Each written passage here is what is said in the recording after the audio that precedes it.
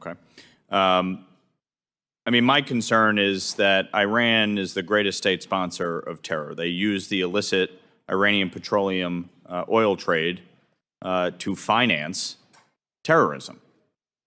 Since Joe Biden took office, nearly $88 billion in increased revenue has resulted because of lax enforcement on sanctions.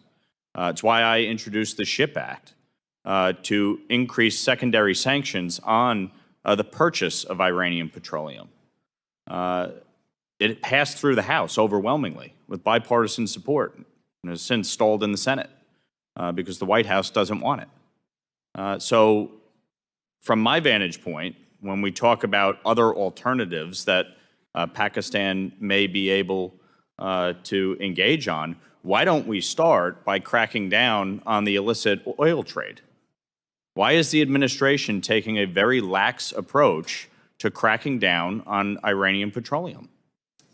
Sir, the administration will uphold both the letter and the spirit of all sanction laws, particularly those related to Iran. You think an increase of $88 billion in revenue is upholding the letter and spirit of the law? Sir, I am not an expert in Iranian energy exports, but what I know as a person who has a car that's fueled by gasoline is all of us have paid for higher gasoline after Putin's full-scale invasion of Ukraine. And that's also a result in this country of us limiting production of oil and natural gas in this country.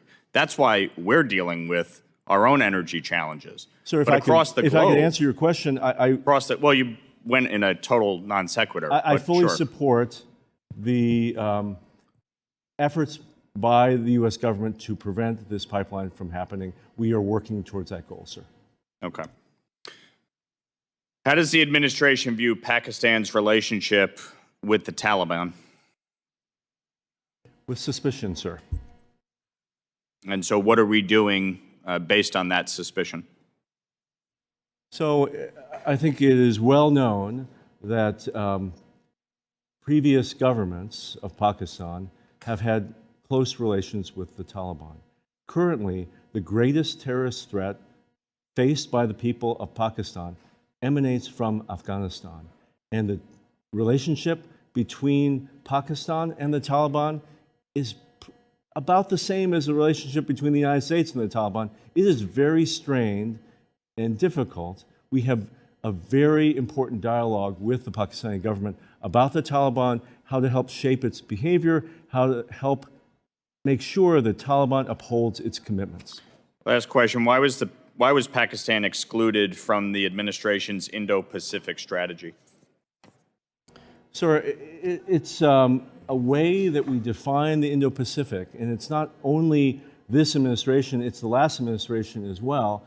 For whatever reason, I suspect it has to do with COCOM authority between the Indo-Pacific Command and Central Command. The dividing line of the Indo-Pacific is the line between Pakistan and India. Well, time is up. I have to cut you off, Mr. Liu. There's a new sheriff in town. It's me.